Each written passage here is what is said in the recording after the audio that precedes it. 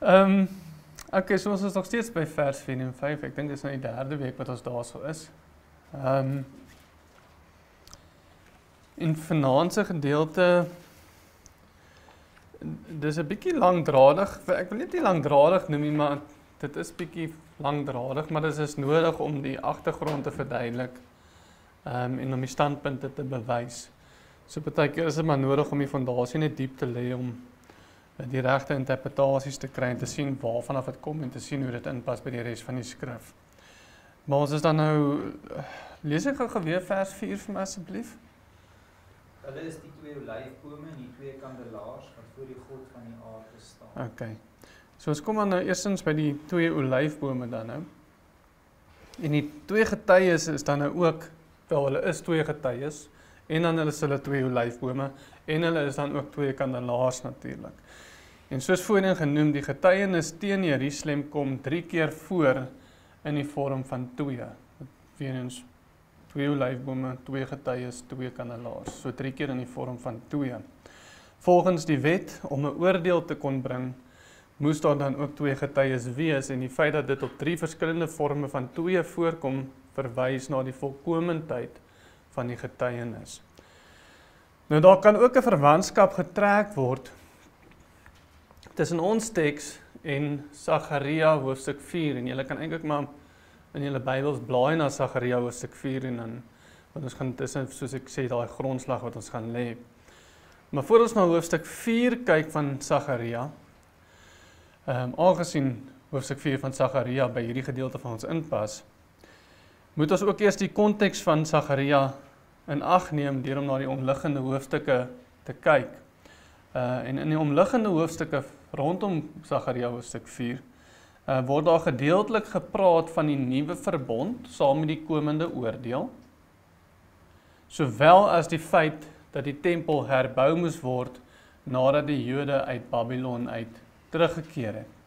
Nou daar word ook gereeld tussen hierdie twee konsepte gespring, naamlik die konsep van die nuwe verbond en die oordeel wat saam met dit gaan in ooreenstemming met die ou verbond, en dan nou ook die bou van die tempel nadat hulle uit Babylon gekom het. Maar daar word gespring tussen hierdie twee konsepte gedurende daardie hele konteks van Sagaria dan nou in die hoofstukke rondom hoofstuk 4.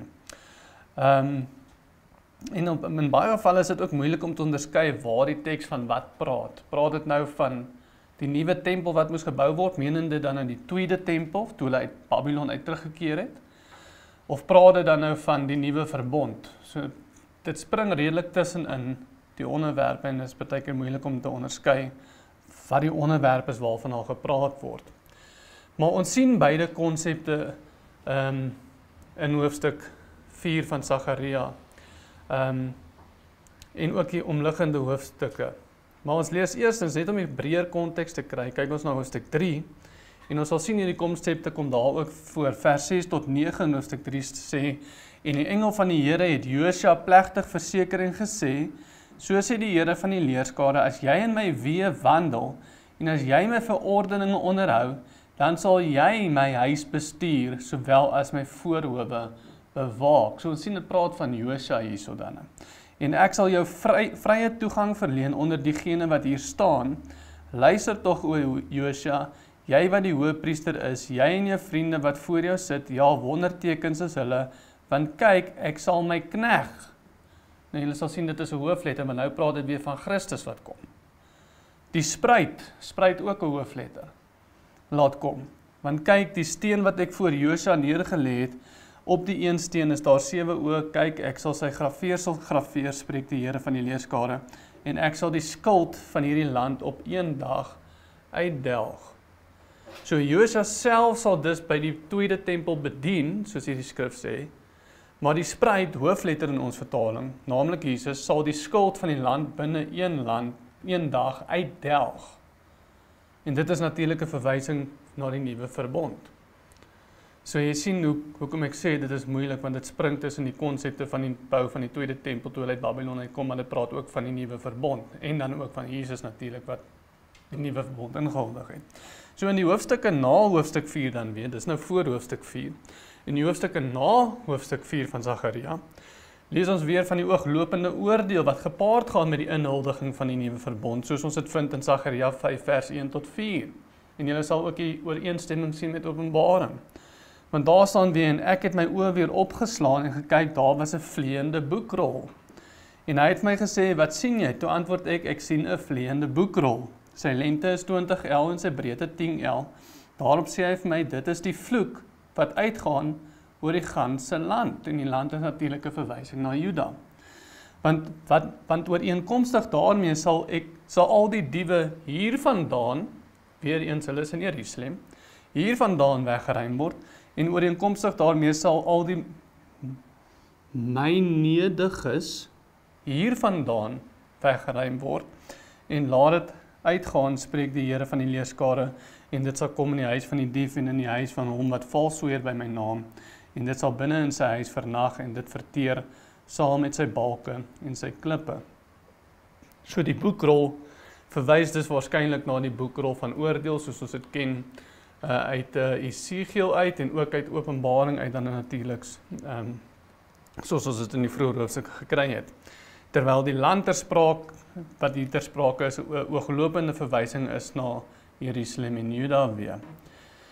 Hoofstuk 6 van Sagaria gaan dan ook aan, waar die Here vir Sagaria sê om vir Josua te sê in vers 12 van Sagaria hoofstuk 6, en sê vir hom dit, so spreek die Here van die leerskare, kyk daar kom 'n man, hoofletter, weer Jesus, wie sy naam is Spruit, weer hoofletter, en hy sal uit sy plek uitspruit, en hy sal die tempel van die Here bou. Weer eens die woorde naam, Spruit en hy kom alles in hoofletters voor, want dit is 'n ooglopende verwysing na Christus onder die nuwe verbond, en so word daar na Jesus verwys as die Spruit, beide in hoofstuk 3, en hierso in hoofstuk 6 word daar ook na hom verwys as die Spruit in hoofstuk 6, terwyl die tema min of meer behoue bly met die hoofstukke tussenin, hoofstuk 4 en 5, en so voort.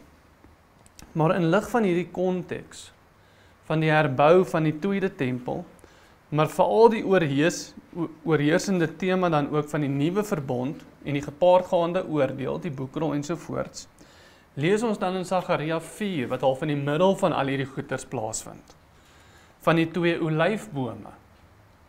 En dis hoekom die konteks ook belangrik is, want in Sagaria hoofstuk 4 lees ons juis van die 2 olyfbome, waarvan ons nou net in Openbaring gelees het. En die omliggende konteks is belangrik om in ag te neem, wanneer ons dan die 2 olyfbome benader. Van Sagaria 4 vers 2 tot 3 sê dan vir ons, en hy het vir my gesê, wat sien jy? Toe antwoord ek sien daar 'n kandelaar heeltemal van goud, en sy oliekan bo oor hom, en sy 7 lampe op hom, telkens 7 aanvoerpype loop na die lampe wat bo oor hom is. Ook 2 olyfbome langs hom, een aan die regterkant van die oliekan en een aan die linkerkant daarvan. En ons lees dan verder van die 2 olyfbome in verse 11 tot 14 waar weer staan. Daarop het ek begin spreek en aan hom gesê, wat beteken hierdie 2 olyfbome aan die regterkant van die kandelaar en aan die linkerkant daarvan?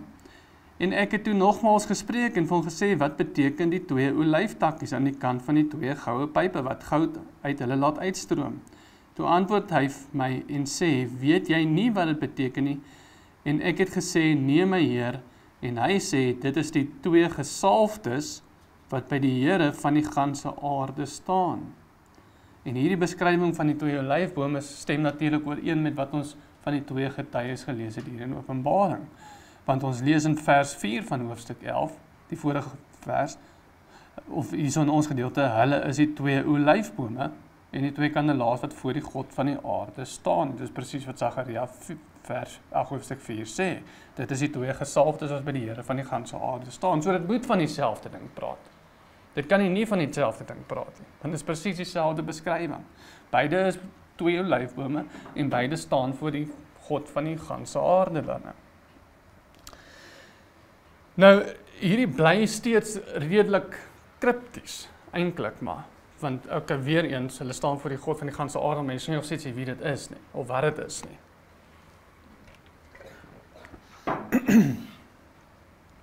Maar vroeër in Sagaria hoofstuk 4 word daar ook deur Sagaria gevra, daar is die tweede keer wat Sagaria vra in hoofstuk 4 wat hierdie olyfbome is. Hy vra vroeër in Sagaria hoofstuk 4 ook wat hierdie olyfbome is. Waarop daar dan geantwoord word, en ons lees dan vers 3 tot 7, en dit is bietjie minder kripties. So ek het net eers die kriptiese gedeeltes aangehaal om die verwantskap te trek met Openbaring, maar vroeër in Sagaria word dit ook gevra, en dit word minder kripties beskryf.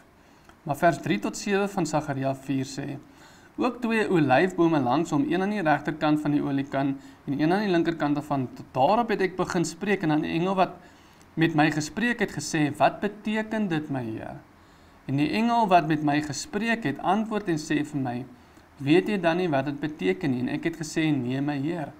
Toe antwoord hy en sê vir my, hier is die beskrywing van wat hy sê die 2 olyfbome is.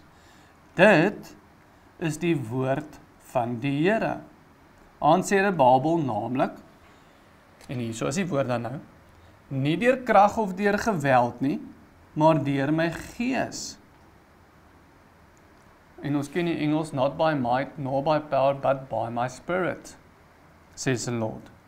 Nie deur krag of deur geweld nie, maar deur my gees, sê die Here van die leerskare.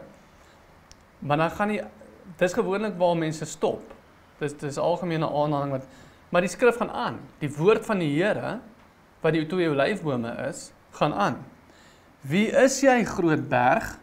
Voor Serubabel sal jy tot 'n gelykte word. En hy sal die sluitsteen tevoorskyn bring onder uitroepe van genade, genade oor hom. Weereens nie veel minder kripties nie, maar dit is die 2 olyfbome, is die woord van die Here, naamlik wat dan nou sê, nie deur krag of deur geweld nie, maar deur my gees, sê die Here van die leerskare. Wie is jy, groot berg? Voor Serubabel sal jy tot 'n gelyke word, en hy sal die sluitsteen tevoorskyn bring onder die uitroepe van genade, genade oor hom. Nou baie teoloë maak die argument dat die olyfbome of die 2 olyfbome 'n verwysing is na Serubabel en Josua, want dis die 2 mense wat prominent genoem word in die boek van Sagaria. En teoloë gaan dus ook verder om te sê dat aangesien Josua die hoëpriester was, soos ons ook vroeër gelees in hoofstuk 3, en Serubabel die gouverneur was van Jerusalem met die terugkeer uit Babylon uit, verteenwoordig die een die kerk en die ander een verteenwoordig die staat. Die een was die hoëpriester en die ander was die gouverneur. En so word die gevolgtrekking deur baie teoloë gemaak, en dit is eintlik maar die algemene benadering tot hierdie skrif, dat die een olyfboom die staat verteenwoordig en die ander olyfboom die kerk, en saam dien die kerk sowel as die staat dan as getuies. Maar soos ons sal oplet in hierdie gedeelte, die olyfbome is nie 'n verwysing onder andere dan nou na Serubabel en na Josua toe nie. Dit is nie waartoe hulle verwys nie. Dis nie wat die skrif sê nie. Die 2 olyfbome is 'n verwysing na die woord van die Here. Dit is nie 'n verwysing na die 2 mense aan wie die woord miskien moes gebring geword het nie. Die 2 olyfbome is 'n verwysing na die woord van die Here, want die engel sê vir Sagaria, dit is die woord van die Here. Naamlik, en dan gaan hy aan om te sê wat die woord van die Here is. Okay. Nou, hierdie teksgedeelte is 'n baie moeilike teksgedeelte om te verstaan. Weereens, soos ek gesê het, dit is eintlik nie minder kripties as wat dit enigstens was nie. En daarom stem ook vertalers nie noodwendig saam oor hoe om hierdie gedeelte te vertaal nie, omdat dit 'n kriptiese skrif is. So hulle verstaan nie lekker ook hoe om dit te interpreteer wanneer hulle dit vertaal nie, want weer eens vertaling verg tog 'n vorm van interpretasie om iets te vertaal. Jy moet verstaan waar daar staan om dit reg te kan vertaal om dieselfde betekenis oor te dra. Maar dit is 'n kriptiese ding om te vertaal. So daarom stem vertalers nie saam oor hoe om dit wel te vertaal nie. In ons vertaling, sowel as baie ander vertalings, sal julle sien dat vers 7 van Sagaria vers 4 sê, wie is jy, groot berg? Nou, dan net hierdie is die woord van die Here wat ooreenstem met die olyfbome. Wie is jy groot berg? Vraagteken. Voor Zerubbabel sal jy tot 'n gelyke word. Wie is jy groot berg? Vraagteken. Voor Zerubbabel sal jy tot 'n gelyke word. En die idee wat dan oorgedra word hierso is dat die groot berg voor die oë van Zerubbabel is en dit sal voor sy oë ook gelyk gemaak word. Nie waar nie. Maar die bronteks, die oorspronklike Hebreëus eindig nie die sin voor die woord Zerubbabel nie. Dit eindig die sin na Zerubbabel. As jy na die bronteks kyk, nadat Zerubbabel genoem word. Dit eindig die sin nadat daarna hom verwys word. En daarom soos baie ander vertalings dit ook vertaal, soos die Young's Literal Translation, wat 'n goeie letterlike vertaling is, en die Literal Standard Version, kan dit ook dan vertaal word, en dit kan geargumenteer word dat hierdie die beter vertaling is, deur om te sê, wie is jy, o groot berg voor Zerubbabel, vraagteken. So dit is nie, wie is jy, o groot berg voor vraagteken, voor Zerubbabel sal jy gelyk gemaak word nie. Met ander woorde, voor sy oë gaan jy gelyk gemaak word nie. Dit is eerder, wie is jy, o groot berg wat voor Zerubbabel staan, vraagteken, jy sal 'n gelyke word. So julle sien, dit is 'n verandering in betekenis. Wie is jy, o groot berg voor Zerubbabel, vraagteken, dit praat van die berg, jy sal 'n gelyke word, en hy sal die hoeksteen voortbring, wat toejuigings van genade daaroor. En dit maak meer sin. Hierdie verander die betekenis van die vers, want nou is dit nie meer die berg wat voor die oë van Zerubbabel in sy tyd gelyk gemaak gaan word nie, wat in elk geval nie sin maak nie, maar die berg wat voor Zerubbabel staan, wat nog gelyk gemaak gaan word. En dit is 'n massiewe verskil in interpretasie dan. En dit stem ooreen met die bronteks. Want die berg staan voor Zerubbabel klaar. Wie is jy berg wat voor Zerubbabel staan? Met ander woorde, jy staan op die oomblik voor Zerubbabel. Jy gaan gelyk gemaak word. So dit verander die konsep dat dit in Zerubbabel se tyd gelyk gemaak sou word, na dit kan ene van die tyd gelyk gemaak word. En dit is die meer waarskynlike interpretasie. Maar die berg, ja, wat voor Zerubbabel staan, wat nog gelyk gemaak sal word in die toekoms. En soos ons in ons kommentaar onder Openbaring 8 vers 8 bewys het, en jy kan terugverwys na hoofstuk 8 vers 8, in terme van die groot berg, wat ons daar gelees het, wat in die see gegooi word. Die groot berg is 'n verwysing na Jerusalem. Daar word na Jerusalem verwys as die groot berg. En ons het dit bewys in hoofstuk 8 vers 8. En dit is ook presies wat die groot berg hier in Sagaria ook beteken. En volgens Sagaria is die olyfboom dus die getuienis van die woord van die Here. Die bome is die getuienis van of die woord self van God.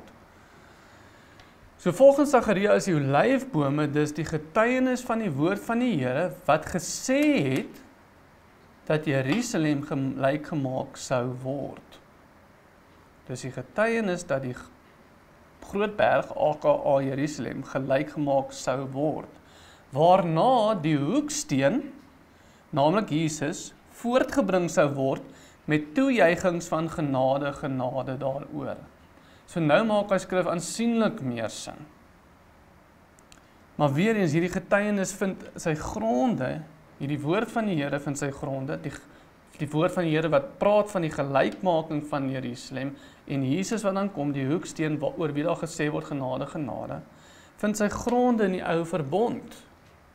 En die rede dat ons dit met sekerheid kan sê, weer eens, eerstens, want Jerusalem was gelyk gemaak as gevolg van die oorbreking van die ou verbond, die verbreking van die ou verbond. Maar die rede hoekom ons dit ook met sekerheid kan sê, is omdat 2 verse nadat daar vir ons gesê word, dat die twee olyfbome die gesalftes is, wat by die Here van die ganse aarde staan, soos in vers 14, lees ons van die boekrol, net 2 verse na dit, met die vervloekinge van die verbond. Net soos wat dit, ja, dis in 'n nuwe hoofstuk, maar daar was nie hoofstukke in die Hebreëse Bybel nie. Ons het later ingesit. Letterlik 2 verse nadat daar gesê word dat die olyfbome die gesalftes is wat voor die God van die aarde staan, word daar gesê, wel, en die boekrol kom. En wat is die boekrol? Want dit is die vervloekinge van die wet van die verbond. Jy kan die twee nie van mekaar skei nie. En die woord van die Here is juis, wel die groot berg gaan gelyk gemaak word, waarna die hoeksteen aka Jesus gaan kom, oor wie daar gesê gaan word genade, genade. So dit moet 'n verwysing wees na 70 na Christus. Want dit is juis waar Jerusalem gelyk gemaak gaan word en 'n stem ooreen met die verbondsvoorwaardes, want Openbaring getuig daarvan en Sagaria se 2 verse nadat daar gepraat word van die olyfbome, praat ook van die boekrol wat vervloekinge bevat. So dit sê juis daar's vervloekinge daarin geskryf. Volgens wat, soos ons gesê het in die boekrol van Openbaring, die vervloekinge van die verbond. Hoofstuk 5 vers 2 tot 3. Ek sien 'n vleiende boekrol, sy lengte is 20 el en sy breedte 10 el. Daarop sê hy vir my, dit is die vloek wat uitgaan oor die ganse land. Juda, dis die land. So, wat 'n vloek? Die vloek indien daar nie by die voorwaardes vir die verbond gehou word nie. So wanneer die Here sê, nie deur krag, en hier is nou die eintlike betekenis hiervan,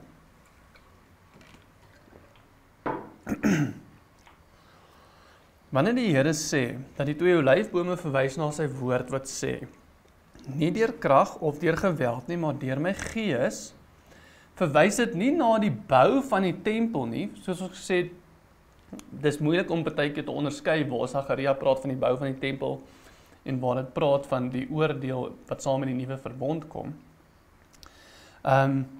So wanneer dit sê nie deur krag of deur geweld nie, maar deur my gees, verwys dit nie na die bou van die tempel nie, maar na die afbreek daarvan. Dit verwys na die platmaking van die groot berg. Want krag en geweld kan in elk geval nie 'n tempel bou nie. Jy bou nie 'n tempel deur krag en geweld nie. Jy doen oorlog met krag en geweld. So wanneer dit sê nie deur krag of deur geweld nie, maar deur my gees, verwys dit nie na die bou van die tempel nie, maar na die afbreek daarvan, want krag en geweld kan in elk geval nie 'n tempel bou nie. Dit kan dit alleenlik afbreek. Met ander woorde, wanneer die tempel wel afgebreek gaan word, is dit nie as gevolg van menslike krag nie, en is ook nie as gevolg van menslike geweld dat die tempel afgebreek gaan word nie, of die groot berg plat gemaak gaan word nie. Dit is God wat deur sy gees dit gaan bewerkstellig. Hy is die een wat gaan seker maak dat die tempel plat gebreek gaan word. Dit is sy werkinge. Dis die Here wat dit gaan doen. Dis nie mense nie, dis nie deur krag of geweld nie, dis deur sy gees wat in die nuwe verbond gaan inhuldig, waarby hy die berg gaan plat maak, Jerusalem gaan plat maak. En dit is die woord van die 2 getuies, die 2 olyfbome.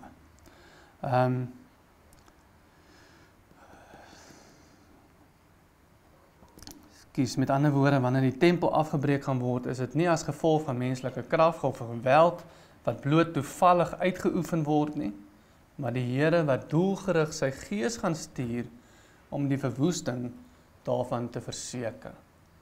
En mense het dieselfde gesien, net op 'n synnoot, mense het dieselfde gesien met Babylon, toe Babylon gekom het om Jerusalem af te breek.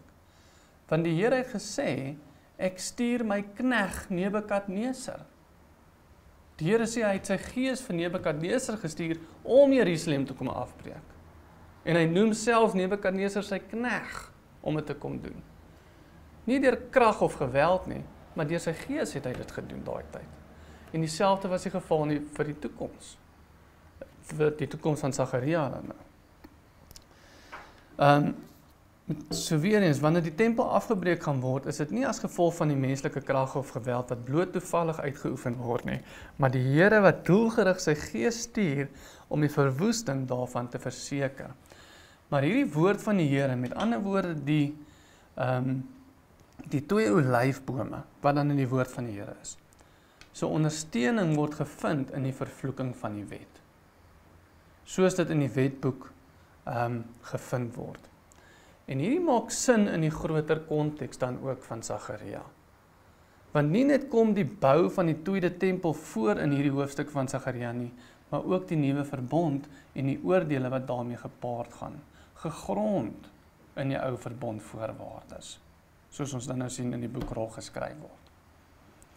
Die 2 olyfbome verwys weer eens maar net na die feit dat daar deur die loop van die hele ou verbondperiode getuienis gebring was. Maar ongeag of dit voorgekom het in die vorm van die wet, en of hierdie getuienis, soos ons laasweek gesien het, voorgekom het in die vorm van die verbondsark, of die klip wat Josua opgerig het, of die profete, en of dit voorgekom het deur die apostels, en of dit voorkom deur die woord van die Here self, soos as Jesus sien in Sagaria. Dit was elke keer gegrond in die ou verbond voorwaardes. Soos ons gesê, dis die ou verbond self wat die getuienis is teen Jerusalem, teen die hoer. Dis die ou verbond self wat die getuienis is, ongeag wat se vorm dit ingeneem het, of hoe dit gekommunikeer was in die ou verbond. Want dit was op verskeie maniere gekommunikeer, maar dit was gegrond in dieselfde beginsels, naamlik die voorwaardes van die ou verbond. Die Here sê, hou my verbond, dan sal ek vir julle seëninge gee, maar as julle nie daarby hou nie, dan gaan ek julle verstrooi en ek gaan julle afbreek en niemand gaan eers weet dat julle bestaan het nie. En dit was oorgedra, daai getuienis was oorgedra op verskeie maniere, maar alles was dieselfde getuienis. Dit was die getuienis van die ou verbond, ongeag of dit die apostels was, en of dit die profete was, en of dit die lied van Moses was, of dit die klip van Josua was, of dit die 10 gebooie was wat in die ark was, en of dit die woord van die Here was in Sagaria. Alles wys terug na die ou verbond wat getuig het. So dis weer eens maar net die woord van die Here wat gebring was. Daar's niks snaaks daarin nie. Dis net die woord van die Here. Die woord van die Here getuig nog altyd teen hulle. Die 2 olyfbome is bloot die woord van die Here. En die Here het hulle in Sagaria se tyd al gewaarsku. Jerusalem gaan plat gemaak word. En natuurlik het hulle nie geluister nie. Maar die getuienis was daar. Die waarskuwing was daar. En die waarskuwing het sy gronde gevind in die ou verbondsvoorwaardes. So die 2 olyfbome verwys weer eens maar net na die feit dat daar deur die loop van die hele ou verbond getuienis gebring was. Dit was maar net een van die getuies wat teen hulle gebring was. Een van die baie deur die loop van die periode van die ou verbond. Nou die feit dat die 2 olyfbome ook 2 kandelaars is. Ekskuus, maak die olyfbome sin? Dis net die woord van die Here, dis al wat dit is. Dis al wat Sagaria vir ons sê. Die 2 olyfbome, dis die woord van die Here.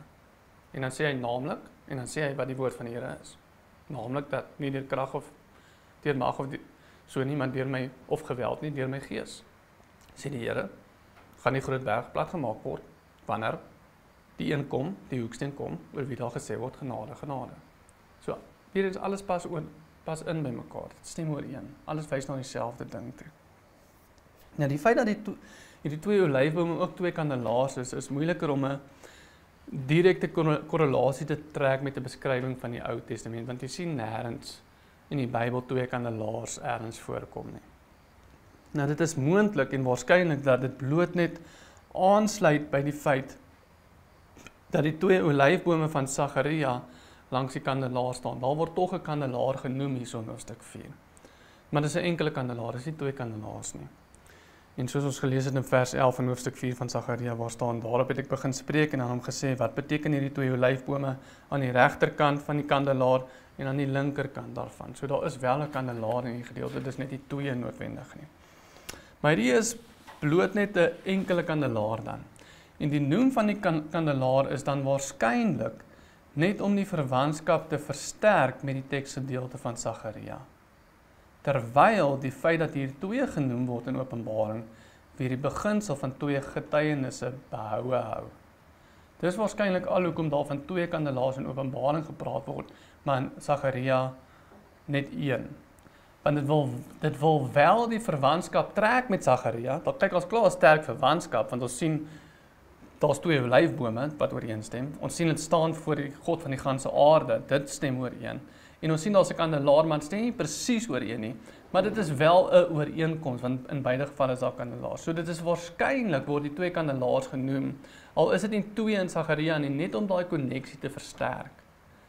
Maar die rede hoekom Openbaring dan waarskynlik van 2 praat, eerder as net die 1, soos wat Sagaria doen, is om die getuienis van 2, die konsep van 2 te behou, sodat daar 3 keer 2 genoem kan word, as dit sin maak. So waarskynlik alrede hoekom die kandelaars dan nie so voorkom in hierdie gedeeltes, maar net om die koneksie met Sagaria te versterk, wat al klaar eintlik baie duidelik is bestaan. Maar weer eens, dwars deur die periode van die ou verbond sien ons dat daar getuienis gelewer was teen die Jode, selfs nadat hulle teruggekeer het uit Babylon uit, soos ons sien in Sagaria, om die tempel wel te herbou. Selfs toe was daar nog getuienis teen hulle gelewer. Sagaria is bloot net een van die baie profete wat getuienis gelewer het, ooreenstemmend met en gegrond op die ou verbond. Maak vers 4 sin?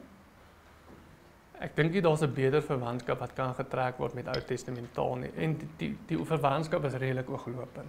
Maar weer eens, dis 'n baie complicated verduideliking, en is nodig om na die konteks te kyk, net om te wys, maar ons suig nie hierdie goed nie uit ons duim uit nie. Maar dit is eintlik baie eenvoudig. Die 2 olyfbome is maar net, dis die woord van die Here. Wat sê Jerusalem gaan val? So luister na die getuienis. Dit was 'n getuienis in die Ou Testament al. En weer eens, dit bevestig maar net die feit dat die getuienis is deur die loop van die ou verbond al gewees. Dis iets wat in die toekoms is nie, of dis nie iets wat in die Nuwe Testament tye gebeur het nie. Die getuienis was iets van die Ou Testament. Hoe weet ons dit? Want die 2 olyfbome het dit al in Sagaria se tyd hulle daarvoor gewaarsku. Weer eens, dis deur die loop van tyd.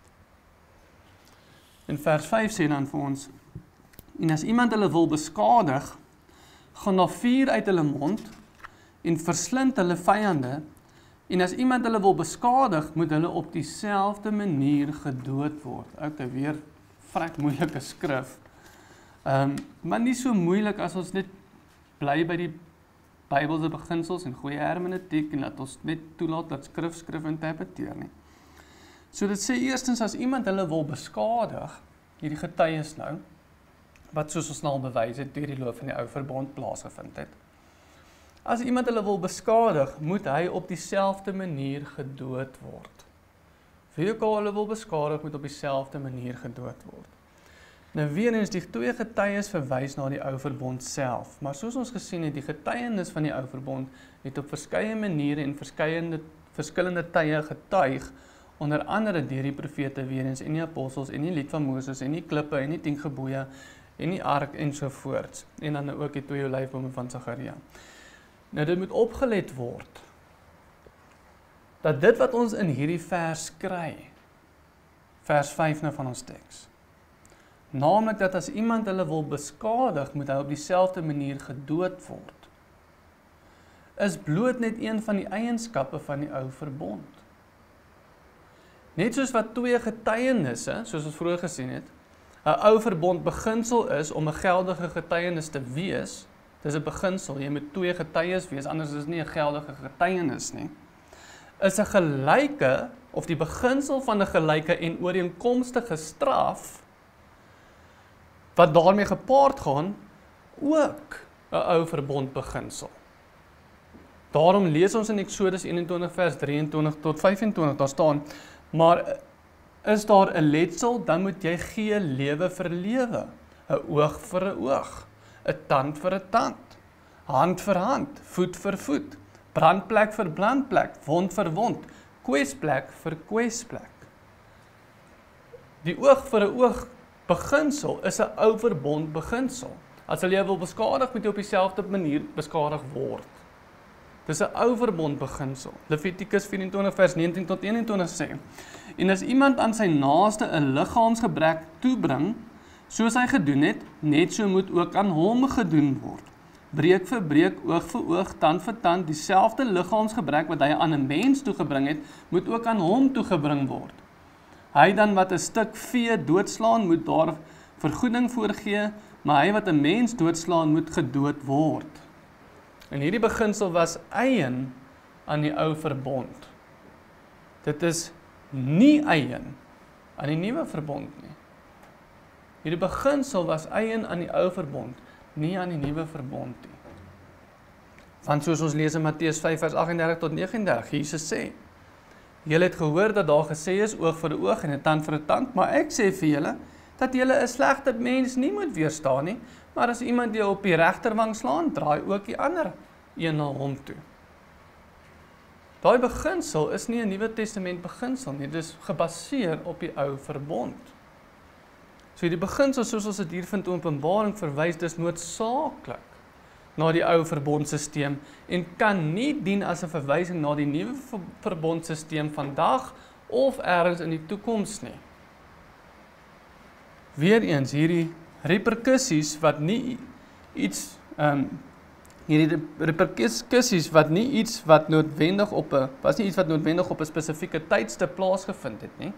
Hierdie vergelding was nie iets wat op 'n spesifieke tyd plaasgevind het nie. Hierdie oog vir 'n oog was nie iets wat op 'n spesifieke tyd plaasgevind het nie, maar het algemeen voorgekom. Hierdie beginsel het algemeen voorgekom, dwars deur die loop van die ou verbond. Die konsep van 'n oog vir 'n oog, as jy gestraf word, moet hy op dieselfde manier teruggestraf word, was daar vir die hele periode van die ou verbond. Dit is nie iets op 'n spesifieke tydstip gewees nie. Waar jy kan sê, daar was daai spesifieke tyd iets vergelde omdat hy iets aan iemand anders aangedoen het. Nee, dit het nie in 'n spesifieke tydstip gebeur nie. Dit was die periode van die hele ou verbond wat daai beginsel voorgegeld het. Koningin Isabel het die profete vermoor in 1 Konings 18 vers 4. Daarom was sy terug doodgemaak gewees.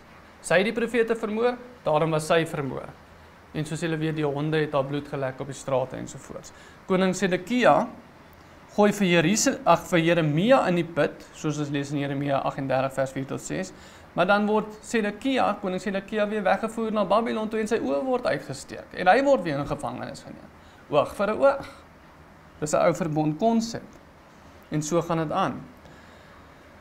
Die beskadiging van die getuies en die gelyke en ooreenkomstige reperkussie, indien jy wel hierdie getuies wou beskadig, is dis iets wat deurlopend deur die loop van die ou verbond periode ondersteun en gesien kan word. Die profete het die getuienis gebring, mense het teen hulle opgestaan, hulle het hulle oordeel ontvang, ooreenkomstig met dit wat hulle teen die profete ook gedoen het. En hierdie teksgedeelte stem dus ook ooreen met wat ons in Jerusalem wat ons van Jerusalem as die hoer gaan lees in Openbaring 18 vers 3 tot 6. Ons sal sien, aangesien Openbaring net die hele tyd homself herhaal, sien ons presies dit wat ons nou sien met die hoer van hoofstuk 18. Waar ons lees van vers 3 tot 6, daar staan, omdat al die nasies gedrink het van die wyn van die grimmigheid van haar hoerery, en die konings van die aarde met haar gehoereer het, weens dit praat van Jerusalem, en die handelaars van die aarde ryk geword het deur die mag van haar weelderigheid, en ek het 'n ander stem uit die hemel hoor sê, gaan uit haar uit my volk, sodat julle nie gemeenskap met haar sondes mag hê, en van haar pla ontvang nie, want haar sondes reik tot aan die hemel, en God het haar ongeregtighede onthou, vergeld haar, soos sy ook julle vergeld het. Dit word van die hoer gesê, en die hoer is die afvallige Babylon, en dit is Jerusalem. Vergeld haar, soos sy ook julle vergeld het. Dit stem presies ooreen met ons skrif vandag. Waar dit sê, as iemand hulle wil beskadig, moet hy op dieselfde manier gedood word. Vergeld haar, soos sy ook julle vergeld het. Dit is presies dieselfde ding. Dit praat van dieselfde ding. Openbaring gaan nie met verskillende temas opkom. Nou praat dit van die toekoms, dan praat dit van die verlede. Nee, dit is dieselfde tema. Johannes sê dis alles wat gou moet gebeur. En dit gaan gou gebeur en dit het gou gebeur. Dit binne hulle tyd gebeur. Openbaring 18 waar dit sê dat die groot hoer vergeld moet word, net soos wat sy hulle vergeld het, die heiliges vergeld het. Dit sê dieselfde in hoofstuk 11. Israel was nog altyd teen die getuies gewees. Die Ou Testament getuig daarvan. Hulle het die profete keer op keer doodgemaak. Israel was nog altyd teen die getuies. Maar as gevolg van hulle vervolging van die getuies, gaan hulle 'n ooreenkomstige oordeel ontvang. En dit is die interpretasie wat ooreenstem met die Bybel en deur die Bybel geondersteun kan word. Daar kan nie 'n ander interpretasie deur die Bybel ondersteun word nie. Indien ons wil hê dat skrif moet interpreteer, dan is hierdie die mees waarskynlikste interpretasie. Want dit stem ooreen met wat ons in die res van die Bybel lees. Israel was nog altyd teen die getuies, maar hulle het hulle ooreenkomstige oordeel ontvang, weer eens 'n oog vir 'n oog, volgens die Ou Testament wet. Hulle gaan vergeld word soos wat hulle daai mense vergeld het. Die hoer gaan gestraf word soos wat sy die heiliges gestraf het. En dis die tema dwars deur die Bybel. Daar het 4 uit hulle mond uitgegaan, sê vers 5 dan verder. 4 uit die mond van die 2 getuies dan. So die feit dat daar 4 uit hulle mond uitgaan, is bloot net beeldspraak van God se oordeel. Ek meen, dit behoort ooglopend te wees. Hierdie mense is mal wat sê, wel, hierdie mense kan letterlik vuur blaas. Ek meen, jy moet van jou sinne beroof wees as jy dink mense kan vuur blaas. Jy moet regtig kreatief wees met jou interpretasie. So die feit dat daar 4 uit hulle mond, uit die getuies se mond uitgaan, is beeldspraak van God se oordeel. Ooreenkomstig met die beginsel van 'n oog vir 'n oog. Dis al wat dit is. Lex talionis, soos wat die Latynse sêding gaan. 'n Oog vir 'n oog het 'n wettige Latynse naam. Nou hierdie is ook nie beeldspraak wat uniek is tot Openbaring nie. Hierdie 4 wat uit die mond uitgaan, dit is nie uniek nie. Weerens, ons het skrifte om dit te ondersteun.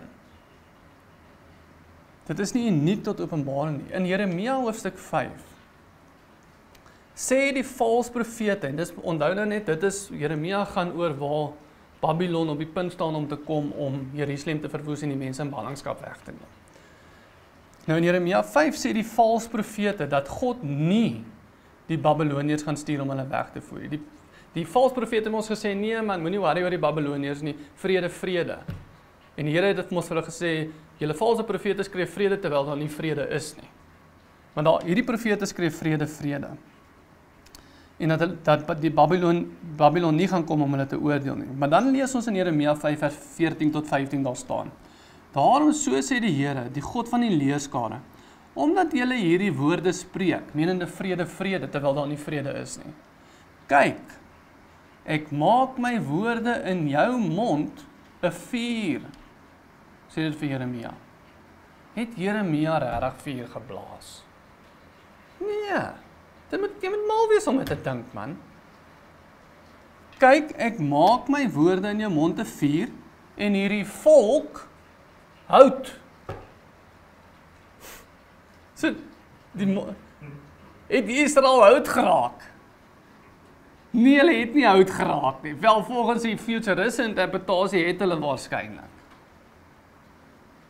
Ek maak my woorde in jou mond 'n vuur, en hierdie volk hout. En dit sal hulle verteer. Kyk, en hier is dan in die interpretasie van die vuur in die mond en Israel wat hout geraak het. Kyk, ek bring oor julle 'n nasie van ver af, o huis van Israel, spreek die Here, 'n eeuoue nasie is dit, 'n nasie van ouds af, 'n nasie waarvan jy die taal nie ken en jy nie verstaan wat hulle gaan praat nie. Het die Here werklik vuur in Jeremia se mond gesit en Israel werklik hout gemaak? Natuurlik nie. Die betekenis van hierdie beeldspraak word uitdruklik vir ons gegee, naamlik dat die Here 'n nasie sal bring, nie deur krag of deur geweld nie, maar deur sy gees. Die betekenis hier in Openbaring is presies dieselfde betekenis as in Jeremia, waar ons ook vuur in die mond sien. Naamlik dat Israel hout geraak het en die Here se woorde in die mond van sy getuies geraak het soos vuur. Die getuies van die hele ou verbond getuig teen Israel wat hout geraak het. Die vuur is in hulle mond. En nou is hulle op die punt om gebrand te word. So weer eens die blaas van vuur in terme van God se oordeel wat kom onder die beginsel van 'n oog vir 'n oog is nie uniek tot 'n spesifieke gebeurtenis in geskiedenis nie, maar was algemeen die geval onder die ou verbond stipulasies en periode van tyd. Ons sien dit ook onder andere meer letterlik in die tyd van Elia. Soos ons lees in 2 Konings 1 vers 10, waar staan, toe antwoord Elia en sê aan die owerste oor 50, as ek dan 'n man van God is, mag daar vuur uit die hemel neerdal en jou en jou 50 verteer, en daar het vuur van die hemel neergedaal en hom met die 50 verteer. So weer eens daar, dit het deur die loop van die ou verbond gebeur. Met party plekke beeldspraak, meer soos wat ooreenstem met Jeremia en Openbaring dan. Party plekke letterlik, okay, dit het nou nie letterlik uit sy mond uitgekom nie, maar dat letterlik vuur uit die hemel neergedaal. Maar dit het deur die loop van die ou verbond wel gebeur. Maar ja, dit beteken nie dat een van die olyfbome letterlik na Elia verwys net omdat hy vuur uit die hemel uitgeroep het nie. Hy was bloot net een van die baie profete wat deur die loop van die ou verbond wel as 'n getuie gedien het onder die groter beginsel en vereiste van die ou verbond. Die getuies onder die ou verbond was deurlopend. Dit het die hele tyd plaasgevind. Dit het vir die hele periode van die ou verbond geduur. Daarom lees ons ook waar Jesus in die gelykenis van Lazarus en die ryk man in Lukas 16 vers 29 tot 31 sê, toe sê Abraham vir hom, hulle het Moses en die profete. Hy sê dit vir die ryk man, want die ryk man het mos gesê, maar my broers gaan red hulle. En Abraham sê dan vir hulle, maar jou broers wat nog lewe, wat nog nie in die hel is nie, hulle het mos Moses en die profete na wie hulle kan luister. Dis hulle getuies. Laat hulle na die luister, sê Abraham. Maar hy antwoord, nee Vader Abraham, maar as u iemand uit die dode na hulle gaan stuur, dan sal hulle bekeer. Maar hy sê vir hom, as hulle na Moses en die profete nie luister nie, sal hulle nie oortuig word nie, al sou iemand ook uit die dode uit opstaan. Hulle het hulle getuies gehad, was deur die loop van die Ou Testament. Hulle het Moses en die profete gehad. Die getuies was daar. En dit sluit in Moses en die profete, dit sluit in die lied van Moses, dit sluit in die 2 olyfbome, wat die woord van die Here is, wat hulle gewaarsku het. Dit sluit in die ark van die verbond, dit sluit in die klip wat Josua opgerig het. Hulle wou net nie daarna luister nie. Daarom, nes die geval met Jeremia, sal God se woord soos vuur raak in die mond van die getuies en Jerusalem sal hout word. Dis presies dieselfde betekenis. Daar's een plek waar ons sien in die Bybel waar daar vuur wel uit beeldspraak uit iemand se mond uitgegaan het. En dis met Jeremia. En wie was in die ontvangkant daarvan? Jerusalem. Jerusalem het uitgeraak. Hoe kan Openbaring dan enigiets anders beteken? Jerusalem is nou nog weer eens die hout. En die getuies is weer eens die profete en Moses wat teen hulle getuig het. En die woord van die Here dan. Weer eens, dit stem als ooreen. Die Openbaring hoofstuk 11, dit praat die hele tyd van dieselfde ding. En dit word ondersteun deur die res van die woord. Maak dit sin? Weer eens vanaand, dit is maar net bevestiging van wat ons al eintlik al klaar gesê het. So dis nie nuwe informasie nie, dit kleer dit maar net bietjie meer in. En ons het baie diep hier ingegaan, maar weer eens, as jy Openbaring 11 benader, daar's letterlik net 2 of 3 goedjies wat jy hoef te onthou. Daar's 2 getuies, en daar's iemand wat geoordeel word, deur die vuur gaan uit hulle uit, 'n getuig teen iemand. En as ons kyk na die Bybel, wie was nog altyd die getuies? Of waarop was dit nog altyd gebaseer? Wel, dit was die profete. En hulle waarskuwing was altyd gebaseer op die ou verbond. Wie was die een wat hulle altyd gewaarsku het? Jerusalem. Dis die uitsondering waar die profete en die getuies van die Ou Testament nie Jerusalem gewaarsku het nie. Hulle het miskien Jona het miskien na Ninive toe gegaan. Dit was die uitsondering.